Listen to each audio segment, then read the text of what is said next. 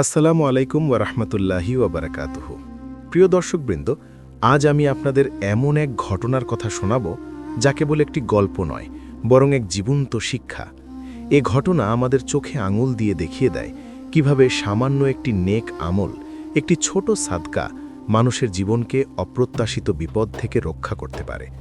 এটি এমন এক সত্য ঘটনা যা ধৈর্য, ঈমান এবং আল্লাহর প্রতি অবিচল আস্থার এক উজ্জ্বল দৃষ্টান্ত। আপনারা হয়তো ভাবছেন এ আর এমন কি, কিন্তু বিশ্বাস করুন, এই ঘটনা আপনাদের চিন্তার জগৎকে নাড়িয়ে দেবে, আপনাদের হৃদয়কে স্পর্শ করবে এবং আপনাদের ঈমানকে আরও সুদৃঢ় করবে ইনশাআল্লাহ। চলুন প্রবেশ করি সেই অলৌকিক ঘটনার গভীরে, যেখানে এক সাধারণ মানুষের জীবনে নেমে এসেছিল এক কঠিন পরীক্ষা, আর সেই পরীক্ষা থেকে তাকে উদ্ধার করেছিল এক অপ্রত্যাশিত সাদকা। অনেক দিন আগের কথা, এক জনপদে বাস করতেন এক যুবক, যার নাম ছিল আব্দুল্লাহ। আব্দুল্লাহ ছিলেন অত্যন্ত ধার্মিক এবং সৎ চরিত্রের অধিকারী। তার দিন কাটত আল্লাহর ইবাদত বন্দেগিতে এবং হালাল রুজি উপার্জনের চেষ্টায়। যদিও তার আর্থিক অবস্থা খুব একটা সচ্ছল ছিল না, তবুও তিনি সবসময় আল্লাহর শুকরিয়া আদায় করতেন এবং অভাবীদের প্রতি সাহায্যের হাত বাড়িয়ে দিতেন। তার স্ত্রী ছিলেন একজন নেককার নারী, যিনি আব্দুল্লাহর প্রতিটি ভালো কাজে তাকে সমর্থন করতেন এবং ধৈর্য ও সহনশীলতার সাথে সংসারের সকল প্রতিকূলতা মোকাবেলা করতেন। তাদের ছোট্ট সংসারটি ছিল ভালোবাসায় পরিপূর্ণ, কিন্তু দারিদ্র্যের কষাঘাত মাঝে মাঝেই তাদের জীবনে কালো মেঘের ছায়া ফেলত। একদিন আব্দুল্লাহর জীবনে এক কঠিন পরীক্ষা নেমে এলো। তার একমাত্র শিশু সন্তানটি হঠাৎ গুরুতর অসুস্থ হয়ে পড়ল। সন্তানের এমন অবস্থা দেখে আব্দুল্লাহ ও তার স্ত্রীর চোখে ঘুম হারাম হয়ে গেল। তারা সন্তানের চিকিৎসার জন্য সম্ভাব্য সকল চেষ্টা করতে লাগলেন। স্থানীয় কবিরাজ ও হেকিমদের দ্বারস্থ হলেন, কিন্তু কোনো লাভ হল না। দিন দিন সন্তানের অবস্থা আরও খারাপ হতে লাগল। আব্দুল্লাহর মনে তখন কেবলই এক চিন্তা, কিভাবে তার সন্তানকে সুস্থ করে তুলবেন। কিন্তু চিকিৎসার জন্য যে অর্থের প্রয়োজন তা তাদের কাছে ছিল না। আব্দুল্লাহর সকল সঞ্চয় শেষ হয়ে গিয়েছিল, এমনকি ধার দেনা করার মতো কোনো উপায় ছিল না। আব্দুল্লাহর স্ত্রী, যার চোখে তখন অশ্রুর বন্যা, স্বামীকে বললেন, হে আমার জীবনসঙ্গী, আমাদের সন্তানের অবস্থা তো দিন দিন খারাপ হচ্ছে, আমরা কি আর কোনো উপায় খুঁজে পাব না? আব্দুল্লাহ গভীর চিন্তায় মগ্ন হয়ে পড়লেন। তার মনে তখন আল্লাহর প্রতি অবিচল আস্থা। তিনি স্ত্রীকে সান্ত্বনা দিয়ে বললেন, আল্লাহর রহমত থেকে নিরাশ হয় না, তিনি সকল ক্ষমতার মালিক। আমরা আমাদের সাধ্যমতো চেষ্টা করেছি, এখন কেবল তারই উপর ভরসা। আমি আজ সকালে কিছু দিরহাম সাদাকা করেছি, হয়তো আল্লাহ আমাদের এই ছোট আমলটি কবুল করবেন এবং এর উসিলায় আমাদের সন্তানকে সুস্থ করে দেবেন। স্ত্রী আব্দুল্লাহর কথা শুনে কিছুটা শান্ত হলেন, কিন্তু তাদের মনে তখনও অজানা আশঙ্কার মেঘ জমেছিল। রাত গভীর হল। আব্দুল্লাহ ও তার স্ত্রী সন্তানের পাশে বসে আল্লাহর কাছে অনবরত দোয়া করতে লাগলেন। একসময় আব্দুল্লাহ ক্লান্তিতে চোখ বুজলেন, কিন্তু তার মন ছিল জাগ্রত। তিনি স্বপ্নে দেখলেন এক নুরানি চেহারার বৃদ্ধ তাকে বলছেন, হে আব্দুল্লাহ, তোমার সাদাকা কবুল হয়েছে, তোমার সন্তানের জন্য আল্লাহর রহমত আসছে, ধৈর্য ধরো এবং আল্লাহর উপর ভরসা রাখো। আব্দুল্লাহর ঘুম ভাঙল ফজরের আজানের ধ্বনিতে। তিনি দ্রুত উঠে অজু করে নামাজ আদায় করলেন। নামাজ শেষে তিনি সন্তানের দিকে তাকালেন। অবাক হয়ে দেখলেন সন্তানের জ্বর কিছুটা কমেছে এবং সে আগের চেয়ে কিছুটা শান্ত দেখাচ্ছে। আব্দুল্লাহর মনে এক নতুন আশার আলো জ্বলে উঠল। তিনি দ্রুত স্ত্রীকে ডাকলেন এবং তাকে সন্তানের অবস্থার উন্নতির কথা জানালেন। স্ত্রী ও সন্তানের পরিবর্তন দেখে আল্লাহর শুকরিয়া আদায় করলেন। কিন্তু তাদের এই স্বস্তি বেশি দিন স্থায়ী হল না। দুপুরের দিকে সন্তানের অবস্থা আবার খারাপ হতে শুরু করল। জ্বর আরও বেড়ে গেল এবং শ্বাস-প্রশ্বাস নিতে তার কষ্ট হতে লাগল। আব্দুল্লাহ ও তার স্ত্রী আবার হতাশ হয়ে পড়লেন। তাদের মনে প্রশ্ন জাগল, তবে কি আল্লাহর রহমত তাদের থেকে দূরে সরে যাচ্ছে? আব্দুল্লাহর স্ত্রী বললেন, আমরা কি ভুল করলাম? আমাদের কি আরও বেশি সাদাকা করা উচিত ছিল? আব্দুল্লাহ স্ত্রীকে সান্ত্বনা দিয়ে বললেন, আল্লাহর বিচার আমরা বুঝতে পারি না, তিনি যা করেন ভালোর জন্যই করেন। আমাদের ঈমানকে পরীক্ষা করা হচ্ছে, আমাদের ধৈর্য ধরতে হবে এবং আল্লাহর উপর অবিচল আস্থা রাখতে হবে। তিনি আবার আল্লাহর কাছে দোয়া করতে লাগলেন। তিনি মনে মনে প্রতিজ্ঞা করলেন তার সন্তানের সুস্থতার জন্য তিনি যে কোনো ত্যাগ স্বীকার করতে প্রস্তুত। সেই দিন সন্ধ্যায় এক অপরিচিত ব্যক্তি তাদের বাড়িতে এলেন। তার হাতে ছিল কিছু দুর্লভ ভেষজ ঔষধ। লোকটি আব্দুল্লাহকে বললেন, আমি স্বপ্নে দেখেছি আপনার সন্তান অসুস্থ এবং আপনার সাদাকা রুসিলায় আল্লাহ আমাকে আপনার কাছে পাঠিয়েছেন এই ঔষধ নিয়ে। আব্দুল্লাহ ও তার স্ত্রী লোকটির কথা শুনে অবাক হয়ে গেলেন। তারা আল্লাহর কুদরতের কথা ভেবে বিস্মিত হলেন। আব্দুল্লাহ দ্রুত সেই ঔষধ সন্তানের মুখে দিলেন। রাতভর আব্দুল্লাহ ও তার স্ত্রী সন্তানের পাশে বসে রইলেন। তাদের মনে তখন এক অদ্ভুত মিশ্র অনুভূতি, একদিকে ভয়, অন্যদিকে আশা। তারা আল্লাহর কাছে অনবরত দোয়া করতে লাগলেন। ভোরের আলো ফোটার সাথে সাথে তারা দেখলেন সন্তানের শ্বাস-প্রশ্বাস স্বাভাবিক হয়ে এসেছে এবং তার শরীর থেকে জ্বর সম্পূর্ণভাবে চলে গেছে। সন্তান চোখ মেলে তাকালো এবং ক্ষীণ কণ্ঠে তার মায়ের নাম ধরে ডাকল। আব্দুল্লাহ ও তার স্ত্রী আনন্দে আত্মহারা হয়ে গেলেন। তাদের চোখে তখন অশ্রু, কিন্তু সে অশ্রু ছিল আনন্দের, শুকরিয়ার। তারা বুঝতে পারলেন তাদের ছোট সাদাকা এবং আল্লাহর উপর তাদের অবিচল আস্থা বৃথা যায়নি।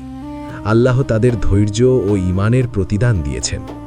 আব্দুল্লাহ ও তার স্ত্রীর চোখে তখন আনন্দের অশ্রু। তাদের সন্তান সুস্থ হয়ে উঠেছে। এ যেন এক অলৌকিক ঘটনা। সেই অপরিচিত ব্যক্তি যিনি ভেষজ ঔষধ নিয়ে এসেছিলেন, তিনি ততক্ষণে বিদায় নিয়েছেন। আব্দুল্লাহ তাকে ধন্যবাদ জানানোরও সুযোগ পাননি। তিনি বুঝতে পারলেন এ ছিল আল্লাহর পক্ষ থেকে এক বিশেষ রহমত, যা তার ছোট সাদাকার উসিলায় এসেছে। সন্তান সুস্থ হওয়ার পর আব্দুল্লাহর জীবনে এক নতুন দিগন্ত উন্মোচিত হল। তার ঈমান আরও সুদৃঢ় হল। তিনি আল্লাহর প্রতি আরও বেশি কৃতজ্ঞ হয়ে উঠলেন। তিনি উপলব্ধি করলেন বিপদ যত বড়ই হোক না কেন, আল্লাহর উপর ভরসা রাখলে এবং তার পথে সামান্য কিছু দান করলেও আল্লাহ তার বান্দাদের ফিরিয়ে দেন না, বরং তিনি এমন সব উপায়ে সাহায্য করেন যা মানুষ কল্পনাও করতে পারে না। আব্দুল্লাহর স্ত্রীও এই ঘটনার পর আরও বেশি ধার্মিক হয়ে উঠলেন। তারা দুজনেই প্রতিজ্ঞা করলেন তাদের জীবনে যত প্রতিকূলতাই আসুক না কেন, তারা আল্লাহর উপর থেকে ভরসা হারাবেন না এবং অভাবীদের প্রতি সাহায্যের হাত বাড়িয়ে দেবেন। তাদের এই ঘটনা জনপদে দ্রুত ছড়িয়ে পড়ল। মানুষ আব্দুল্লাহর ধৈর্য, ঈমান এবং তার ছোট সাদাকার অলৌকিক ফল দেখে বিস্মিত হল। অনেকেই আব্দুল্লাহর কাছে এসে জানতে চাইল কিভাবে তিনি এমন কঠিন সময়েও আল্লাহর উপর অবিচল আস্থা রেখেছিলেন। আব্দুল্লাহ সবাইকে বিনয়ের সাথে বললেন, আল্লাহর রহমত অসীম।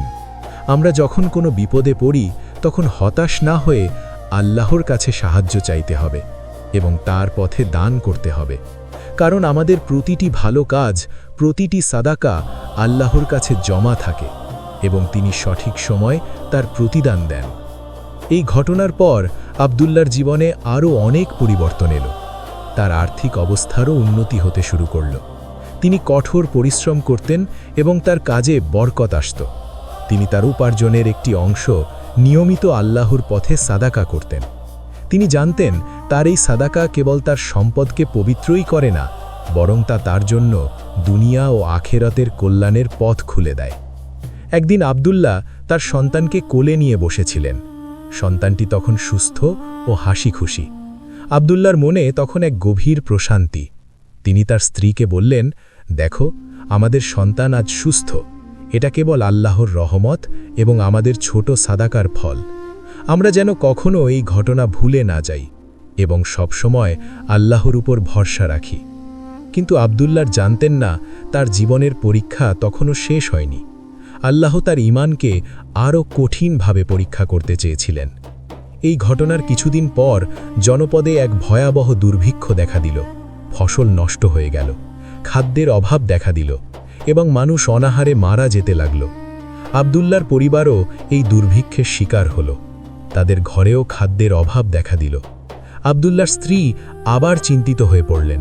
তিনি আব্দুল্লাহকে বললেন, আমরা কি আবার বিপদে পড়তে চলেছি? আব্দুল্লাহ স্ত্রীকে সান্ত্বনা দিয়ে বললেন, আল্লাহর উপর ভরসা রাখো, তিনি আমাদের এই বিপদ থেকেও রক্ষা করবেন। আমরা আমাদের সাধ্যমতো চেষ্টা করব এবং আল্লাহর কাছে সাহায্য চাইব। আব্দুল্লাহ আবার আল্লাহর পথে সাদাকা করার সিদ্ধান্ত নিলেন, কিন্তু এবার তার কাছে দান করার মতো কিছুই ছিল না। তার ঘরে যা কিছু ছিল তা দিয়ে কেবল কয়েকদিনের খাবার জুটবে। আব্দুল্লাহ গভীর চিন্তায় মগ্ন হয়ে পড়লেন। তিনি ভাবছিলেন কিভাবে তিনি এই কঠিন সময়ে আল্লাহর পথে দান করবেন এবং তার পরিবারের জন্য খাদ্যের সংস্থান করবেন। তার মনে তখন কেবলই এক প্রার্থনা, হে আল্লাহ, তুমি সকল ক্ষমতার মালিক, তুমি আমাদের এই বিপদ থেকে রক্ষা করো। আব্দুল্লাহর মনে তখন গভীর চিন্তা। জনপদে দুর্ভিক্ষ চলছে, খাদ্যের অভাব প্রকট, তার নিজের ঘরেও খাবারের সংস্থান সীমিত। এমন পরিস্থিতিতে আল্লাহর পথে সাদাকা করার মতো কিছুই তার হাতে নেই। কিন্তু তার ঈমান তাকে বারবার স্মরণ করিয়ে দিচ্ছিল, আল্লাহ তাআলা কখনো তার বান্দাদের নিরাশ করেন না, তিনি ধৈর্য ও আস্থার পরীক্ষা নেন। আব্দুল্লাহ স্থির করলেন তার কাছে যা আছে তা দিয়েই তিনি আল্লাহর পথে দান করবেন। সেই রাতে আব্দুল্লাহ তার স্ত্রীর সাথে পরামর্শ করলেন। স্ত্রীও ছিলেন আল্লাহর উপর আস্থাশীল। তিনি বললেন, আমাদের ঘরে যা সামান্য খাবার আছে তা দিয়ে হয়তো আমরা আরও কয়েকদিন চলতে পারব। কিন্তু যদি আমরা এই খাবার আল্লাহর পথে দান করি, তাহলে আল্লাহ হয়তো এর চেয়ে উত্তম প্রতিদান দেবেন। আব্দুল্লাহ স্ত্রীর কথায় সাহস পেলেন। তারা দুজনেই সিদ্ধান্ত নিলেন তাদের ঘরে যা অবশিষ্ট আছে তা তারা অভাবীদের মধ্যে বিলিয়ে দেবেন। পরদিন সকালে আব্দুল্লাহ তার ঘরে থাকা শেষ কয়েকটি রুটি এবং সামান্য কিছু খেজুর নিয়ে বের হলেন। তার মন তখন এক অদ্ভুত শান্তিতে ভরেছিল। তিনি জানতেন তিনি যা করছেন তা কেবল আল্লাহর সন্তুষ্টির জন্যই। তিনি জনপদের পথে হাঁটতে লাগলেন এমন একজন অভাবী মানুষের খোঁজে যার প্রয়োজন সবচেয়ে বেশি। হাঁটতে হাঁটতে তিনি জনপদের এক প্রান্তে এসে পৌঁছালেন। সেখানে তিনি এক জীর্ণ কুটিরের সামনে এক বৃদ্ধ দম্পতিকে দেখতে পেলেন। তাদের চোখে ছিল গভীর ক্ষুধা ও হতাশার ছাপ। আব্দুল্লাহ তাদের কাছে গেলেন এবং তার হাতে থাকা রুটি ও খেজুরগুলো তাদের হাতে তুলে দিলেন। বৃদ্ধ দম্পতি আব্দুল্লাহর দিকে অবাক হয়ে তাকালেন। তারা বিশ্বাস করতে পারছিলেন না যে এই কঠিন সময়েও কেউ তাদের জন্য খাবার নিয়ে এসেছে। বৃদ্ধা মহিলাটি অশ্রুসিক্ত নয়নে আব্দুল্লাহর জন্য দোয়া করলেন, আল্লাহ তোমার মঙ্গল করুন। হে যুবক, এই কঠিন সময়ে তুমি আমাদের মুখে খাবার তুলে দিয়েছ, আল্লাহ তোমাকে এর উত্তম প্রতিদান দিন। আব্দুল্লাহ তাদের দোয়া শুনে এক অনাবিল শান্তি অনুভব করলেন। তিনি জানতেন না এই ছোট সাদকাই তার জীবনের সবচেয়ে বড় মোড় ঘুরিয়ে দিতে চলেছে। আব্দুল্লাহ যখন শূন্য হাতে বাড়ির পথে ফিরছিলেন তখন তার মনে কোনো হতাশা ছিল না, বরং তার মনে ছিল এক গভীর প্রশান্তি এবং আল্লাহর প্রতি অবিচল আস্থা। তিনি বিশ্বাস করতেন আল্লাহ তার বান্দাদের কখনো ভুলে যান না, তিনি তার পরিবারের জন্য রিজিকের ব্যবস্থা করবেনই। বাড়িতে ফিরে আব্দুল্লাহ দেখলেন তার স্ত্রী সন্তানের পাশে বসে আল্লাহর কাছে দোয়া করছেন। আব্দুল্লাহ স্ত্রীকে তার সাদকা করার কথা জানালেন। স্ত্রীও আল্লাহর শুকরিয়া আদায় করলেন। তারা দুজনেই আল্লাহর উপর ভরসা রেখে রাতের খাবারের জন্য অপেক্ষা করতে লাগলেন। তাদের ঘরে তখন কোনো খাবার ছিল না, কিন্তু তাদের মনে ছিল এক অদম্য বিশ্বাস। রাত গভীর হল। আব্দুল্লাহ ও তার স্ত্রী ক্ষুধার্ত অবস্থায় ঘুমিয়ে পড়লেন। ভোরের আলো ফোটার সাথে সাথে আব্দুল্লাহর ঘুম ভাঙল। তিনি অবাক হয়ে দেখলেন তাদের ঘরের দরজায় কেউ কড়া নাড়ছে। আব্দুল্লাহ দরজা খুলতেই দেখলেন একজন অপরিচিত ব্যক্তি দাঁড়িয়ে আছেন। তার হাতে ছিল একটি বড় বস্তা যা খাদ্যে পরিপূর্ণ। লোকটি আব্দুল্লাহকে বললেন, আমি দূর দেশ থেকে এসেছি। আমার কাছে খবর এসেছে যে এই জনপদে দুর্ভিক্ষ চলছে এবং আপনি একজন সৎ ও ধার্মিক ব্যক্তি। আমি আপনার জন্য এই খাবার নিয়ে এসেছি। আল্লাহ আমাকে নির্দেশ দিয়েছেন যেন আমি আপনার কাছে এই খাবার পৌঁছে দিই। আব্দুল্লাহ ও তার স্ত্রী লোকটির কথা শুনে বিস্মিত হলেন। তারা আল্লাহর কুদরতের কথা ভেবে অবাক হয়ে গেলেন। আব্দুল্লাহ দ্রুত সেই খাবার ঘরে নিয়ে এলেন। বস্তা ভর্তি ছিল রুটি, খেজুর, চাল এবং অন্যান্য প্রয়োজনীয় খাদ্যদ্রব্য। আব্দুল্লাহ ও তার স্ত্রী আল্লাহর শুকরিয়া আদায় করলেন। তারা বুঝতে পারলেন তাদের ছোট সাদকা এবং আল্লাহর ওপর তাদের অবিচল আস্থা বৃথা যায়নি। আল্লাহ তাদের ধৈর্য ও ঈমানের প্রতিদান দিয়েছেন। এই ঘটনা তাদের ঈমানকে আরও সুদৃঢ় করল এবং তারা প্রতিজ্ঞা করলেন জীবনের শেষ দিন পর্যন্ত তারা আল্লাহর পথে দান করে যাবেন এবং তার উপর ভরসা রেখে জীবন যাপন করবেন। কিন্তু আব্দুল্লাহ জানতেন না এই ঘটনা ছিল কেবল শুরু। আল্লাহর পক্ষ থেকে আরও বড় পরীক্ষা এবং প্রতিদান তাদের জন্য অপেক্ষা করছিল। আব্দুল্লাহ ও তার স্ত্রীর জীবনে সেই অপরিচিত ব্যক্তির মাধ্যমে খাদ্যের আগমন ছিল আল্লাহর এক সুস্পষ্ট নিদর্শন। তাদের ঈমান ও ধৈর্যের পরীক্ষা আল্লাহ নিয়েছিলেন এবং তাতে তারা সফল হয়েছিলেন। সেই বস্তাভর্তি খাবার শুধু তাদের পরিবারের ক্ষুধা নিবারণ করেনি, বরং জনপদের আরও অনেক অভাবী মানুষের মুখে হাসি ফুটিয়েছিল। আব্দুল্লাহ সেই খাবার থেকে নিজেদের প্রয়োজন মতো রেখে বাকিটা জনপদের দরিদ্র ও ক্ষুধার্তদের মধ্যে বিলিয়ে দিলেন। তার এই উদারতা দেখে জনপদের মানুষ বিস্মিত হল এবং আব্দুল্লাহর প্রতি তাদের শ্রদ্ধা আরও বেড়ে গেল। এই ঘটনার পর আব্দুল্লাহর জীবনে আর কখনো অভাব আসেনি। আল্লাহ তার রিজিকের দরজা খুলে দিয়েছিলেন। তার পরিশ্রম ও সততার কারণে তিনি ধীরে ধীরে সচ্ছল হয়ে উঠলেন, কিন্তু তিনি কখনো তার অতীত ভুলে যাননি। তিনি সবসময় মনে রাখতেন কিভাবে একটি ছোট সাদকা তার সন্তানকে মৃত্যুর মুখ থেকে ফিরিয়ে এনেছিল এবং কিভাবে আল্লাহর ওপর অবিচল আস্থা তাকে দুর্ভিক্ষ মতো কঠিন বিপদ থেকে রক্ষা করেছিল। আব্দুল্লাহ ও তার স্ত্রী তাদের বাকি জীবন আল্লাহর পথে দান করে গেছেন। তারা অভাবী, এতিম ও বিধবাদের প্রতি সাহায্যের হাত বাড়িয়ে দিতেন। তাদের ঘর ছিল সব সময় অতিথিদের জন্য খোলা।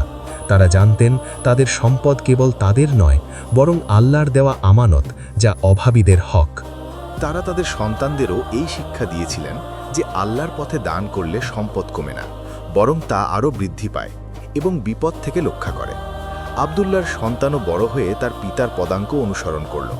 সেও একজন ধার্মিক ও উদার ব্যক্তি হিসেবে জনপদে পরিচিতি লাভ করল। আব্দুল্লাহর এই ঘটনা প্রজন্মের পর প্রজন্ম ধরে জনপদের মানুষের মুখে মুখে ফিরতে লাগল। এটি হয়ে উঠল ধৈর্য, ঈমান এবং সদকার গুরুত্বের এক জীবন্ত উদাহরণ। মানুষ যখনই কোনো বিপদে পড়ত, আব্দুল্লাহর এই ঘটনার কথা স্মরণ করে আল্লাহর উপর ভরসা রাখত এবং তার পথে দান করত। আব্দুল্লাহর জীবন থেকে আমরা এই শিক্ষাই পাই যে আল্লাহর উপর অবিচল আস্থা এবং তার পথে সামান্যতম দানও মানুষের জীবনকে অপ্রত্যাশিত বিপদ থেকে রক্ষা করতে পারে।